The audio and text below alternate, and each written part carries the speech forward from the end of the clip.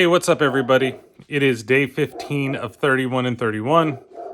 The dog is being loud and barky outside. Um, and I just finished watching Seoul Station, which I've never seen before. And I love Train to Busan, let me tell you. Train to Busan is a fantastic fucking zombie movie. If you've never seen it before, you should see it. And this is a prequel. It was released in 2016. And I don't know why it took me so long to watch this movie. And part of me is kind of like, I know I'm also giving you a tour of my place at the same time with all the mess that is there that you can see over there. But I don't know why it took me so long to see it. And part of me is kind of like, okay, you know, I think it was good. I think it was too long for its own good. I think that's the big problem, is that it was something that, like, the story being relatively basic, I want to say, and it's just kind of, it has a fucked up ending. It has a real fucked up ending for everything that goes. I wasn't expecting it to be like happy, cheery, all this fun stuff. Like, the basic story of the movie is that you're introduced to like, I guess, our female protagonist, and she lives with her boyfriend. She's an ex-call girl that he rescued from a brothel, and he treats her like shit, and they can barely make their rent. And then they get in an argument, they go their separate ways, and then the zombie outbreak happens. And after that goes on, it's like them trying to find each other. He runs into her dad, and then, it's basically them trying to find her and save her. That's basically it. There's more to it that I don't want to get into because I don't want to spoil anything for this movie. And like I said, the ending is just kind of fucked up.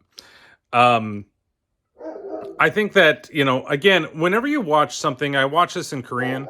So whenever you watch something in its native language, I can't tell whether or not the voice acting is bad, but I feel like there was a lot of heft and emotion to it. And when a lot of it is just like zombies running after and killing a bunch of people, then that's kind of what you get when it comes to this type, of movie.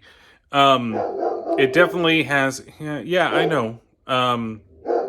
It definitely has a lot of zombie violence going on there, and the animation goes in between it being really good to being kind of bad. It's cel-shaded CGI animation, and it works for what it is. And like I said, at times it looks really good. And there's some really great tense scenes. There's a scene where our main character, and I'm never going to, I know that it's, I think it's Hwai-sun. I think that's her name. She's like trying to escape the zombie horde that's below her. And she's like using this wire, like electrical wire, to like cross.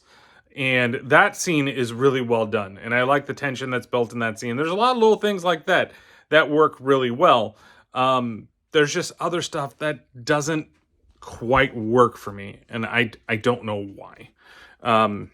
It's, like I said, I think it's partially because it's just too long for its own good, to be honest. But, I mean, it enhances the story, enhances the world that Train to Busan kind of set.